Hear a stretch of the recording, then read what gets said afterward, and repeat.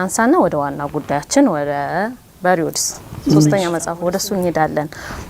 ቅድም ስለ ስውሩ ዓለም ወይም ስለ ደቅ እስጢፋ አንስተን ነበርና ያው የሚታወቅ ቦታ ነው፣ በታሪክ ሰዎች የሚያውቁት ቦታ ነውና ስማቸው የተጠቀሰ ሰዎች አሉ ስለዚህ ቦታ የሚያውቁ።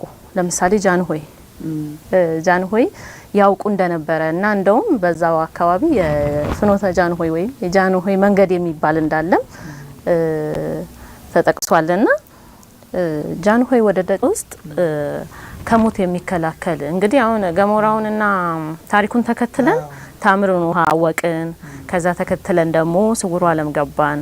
ስውሩ ዓለም ስንገባ ያው ሶስት አይነት ክፍል አለ፣ ቅድም አይተናል፣ ስለ ሴቶቹም አንስተናልና ሌላው ከሞት የሚከላከል መና እንዳለም ተገልጿልና ያ መና እንዴት ነው የሚሰራው? ማለት ማን ነው የሚሰራው? እንዴት ነው የሚዘጋጀው? እንዴት ነው ከሞት የሚከላከል? ያ ደቀኛው ናቸው የሚጋገሩት።